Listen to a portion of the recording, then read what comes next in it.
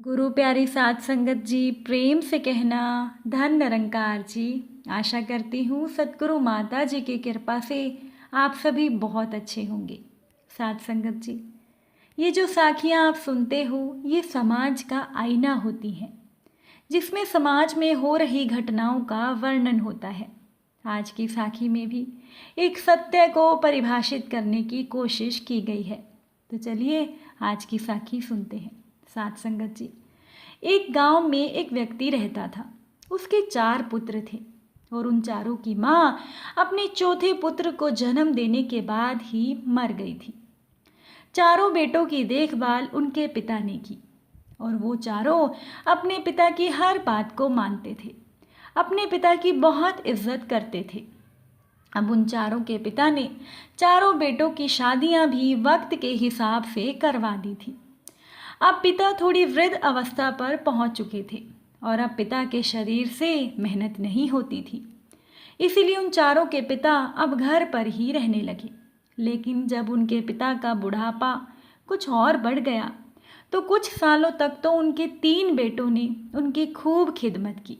लेकिन धीरे धीरे वो सभी अपने पिता को एक बोझ समझने लगे। पर उनका सबसे छोटा बेटा अब भी अपने पिता की खूब खिदमत करता था और वो अपने पिता से उतना ही प्यार करता था जितना कि उसे शुरुआत में था।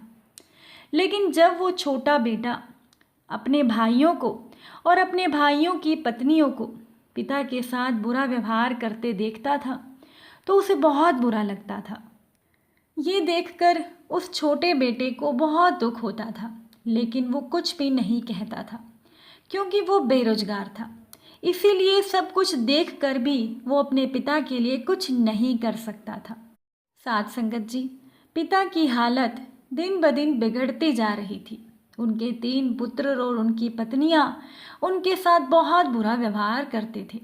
एक रात को छोटे बेटे ने बहुत हिम्मत करके अपने पिता से घर में कुछ सलाह की और उसने अपनी बात सभी के सामने अपने बाकी 3 भाइयों के सामने रखी। उस छोटे ने अपने बड़े भाइयों से कहा कि तुम पिताजी पर जो जुल्म करते हो ये अच्छा नहीं है। इससे अच्छा तो ये है कि तुम पिताजी को मुझे दे दो। मैं पिताजी को लेकर कहीं दूर चला जाऊंगा और उनकी खूब सेवा करूंगा। तो उन तीनों ने सोचा कि ये पिताजी को यहाँ से ले जाएगा और पिताजी को ठीक करके सारी दौलत को अपने नाम करवा लेगा। इससे अच्छा तो यही है कि पिताजी को यहीं पर मरने दिया जाए। तो उन तीनों ने मना कर दिया। साथ संगत जी, सबसे छोटे बेटे ने अपने भाइयों से कहा कि मुझे तो सिर्फ पिताजी ही चाहिए, सारे दौलत को आप ले लो, मुझे एक तिनका भी मत देना और ये बात मैं आपको लिख करके दूंगा कि मुझे दौलत में से कुछ भी नहीं चाहिए। तो वो तीनों बेटे राजी हो गए। उन्होंने ये बात छोटे से लिखित में ले ली ताकि बाद में वो अपनी ज़ुबान से फिरे नहीं। साथ संगत जी, फिर वो चौथा बेटा पिता को लेकर घर से निकल गया। उस वक्त उसकी पत्नी भी उसके साथ थी। अब सबसे छोटे बेटे की पत्नी बड़ी ही नेक और सब्र करने वाली थी। साथ संगत जी, जब सबसे छोटा बेटा घर से अपनी पत्नी और पिताजी को लेकर निकला तो उसके पास कुछ भी नहीं था सिवाय अपनी पत्नी के कुछ गहनों के। तो उसने अपनी पत्नी के गहनों को बेचा और जो कुछ पैसे मिले उन पैसों से किराए का घर लिया और उसमें रहना शुरू किया और कुछ पैसों से घर की ज़रूरत का सामान और एक कुल्हाड़ी खरीद कर ले आया।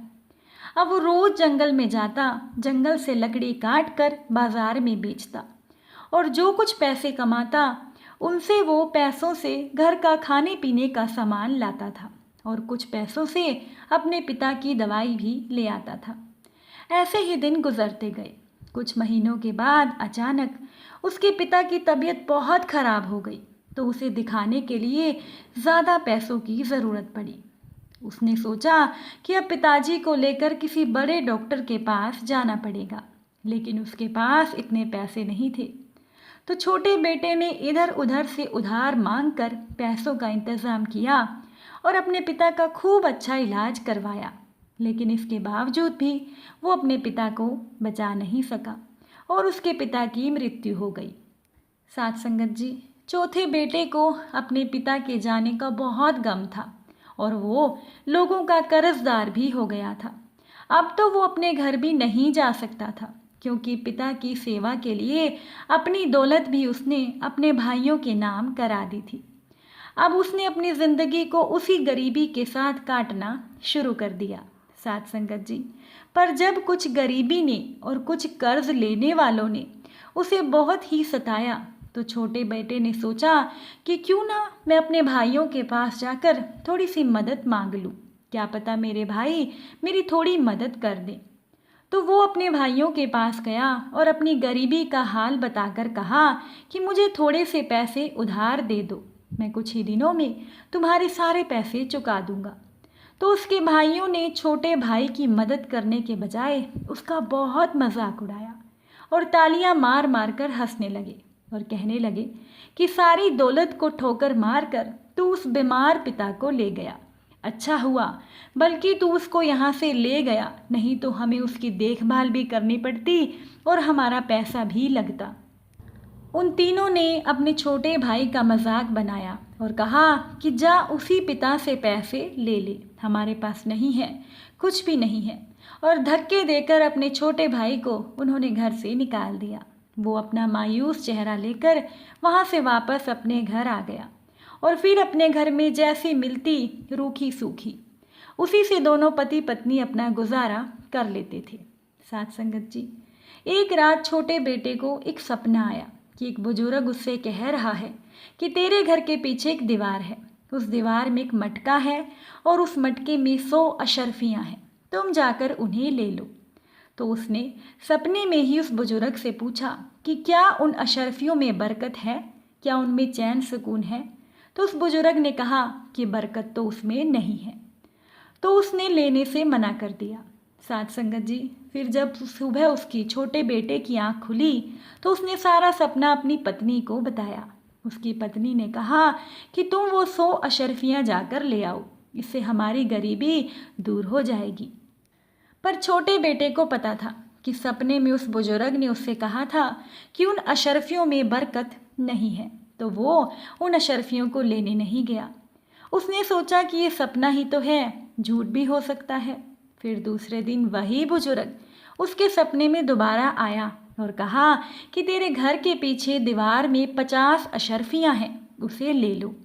साथ संगत जी, इस बार भी उसने बुजुर्ग से पूछा कि क्या उन 50 अशर्फियों में बरकत है, क्या उनसे मुझे चैन सुकून मिलेगा।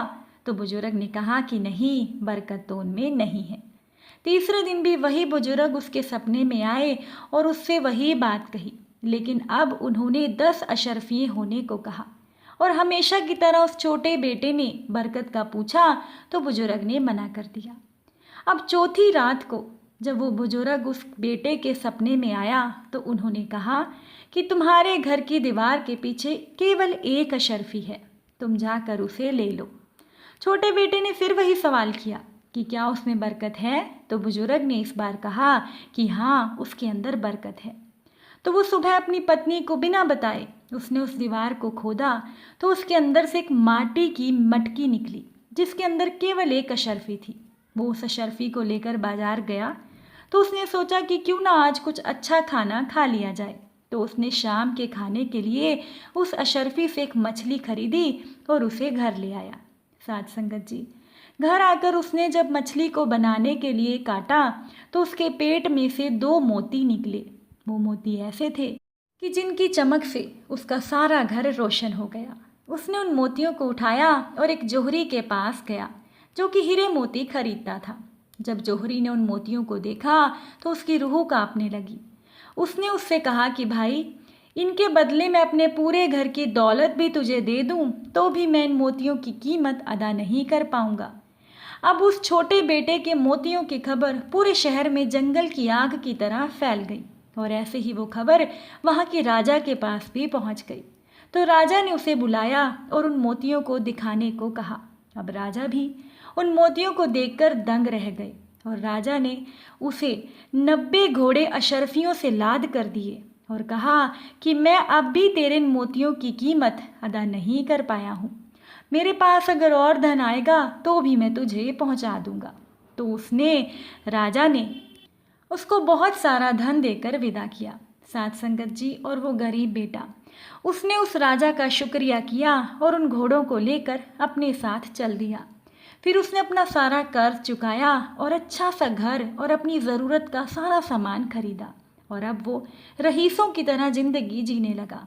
और जो उसके भाई जहाँ रहते थे वहाँ कुछ ऐसा हुआ कि वहाँ कोई महामारी फैल गई, और घर के सभी लोग उसी महामारी की वजह से परेशान रहने लगे। उनके पास जितना धन था सभी रोग की दवाई करने में खर्च हो गया, और रोग भी ठीक नहीं हुआ।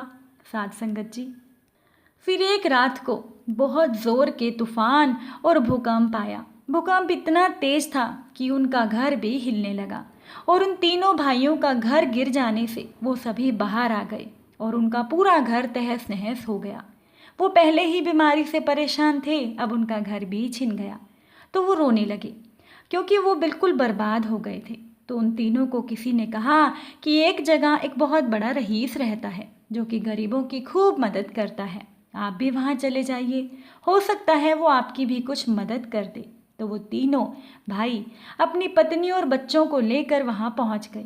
साध संगत जी, अपने ही छोटे भाई के घर के बाहर खड़े हुए नौकर से उन तीनों ने कहा कि हमें आपके मालिक से कुछ मदद चाहिए, हमें उनसे मुलाकात करनी है। तो नौकर ने अपने मालिक को बुला लिया। जब मालिक बाहर आया तो वो तीनों उसे देखकर हैरान रह गए, क्योंकि वो उन्हीं का छोटा भाई था जो कि एक समय में बिल्कुल गरीब था, और उन तीनों ने बुरे वक्त में अपने भाई का साथ नहीं दिया था। तो वो आपस में तीनों कहने लगे कि हमने इसे कुछ नहीं दिया था तो ये हमें क्या देगा, और वो मायूस होकर जाने लगे। तो उस छोटे भाई ने अपने तीनों भाइयों को रोका, बहुत खुश हुआ, उन्हें गले से लगाया और उन्हें अंदर बुलाया और उनकी खूब सेवा की। और फिर उसने जब अपने भाइयों से आने की वजह पूछी तो उन तीनों ने सारी बात बता दी। इसके बाद छोटे भाई ने पहले तो उनकी बीमारी का अच्छे से इलाज कराया और उनके लिए अच्छा ही रहने का इंतज़ाम कराया। उन तीनों की समझ में नहीं आ रहा था कि इसके पास इतना रुपया पैसा कहाँ से आया। जब उन्होंने इसकी वजह पूछी तो उस छोटे बेटे ने कहा, उनके छोटे भाई ने कहा कि ये सब कुछ मुझे मेरे पिता की खिदमत, मेरे पिता की सेवा और उनकी देखभाल करने से मिला है। ये मुझे मेरे पिता की दुआओं का ही फल मिला है। तो उन तीनों की समझ में सारी बात आ गई और वो अपने किए पर पछताने लगे।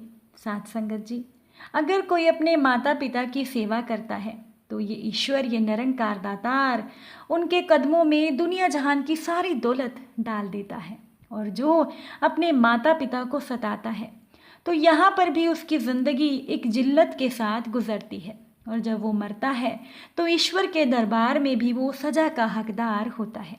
इसीलिए हो सके, जितना हो सके अपने माता पिता की सेवा करनी चाहिए और अपने माता पिता को खुश रखना चाहिए। चलिए अब हम सभी मिलकर सिमरन करते हैं। तू ही निरंकार, मैं तेरी शरण हाँ, मैनू बख्श लो। तू ही निरंकार, मैं तेरी शरण हाँ, मैनू बख्श लो। साथ संगत जी, प्यार से कहना, धन निरंकार जी।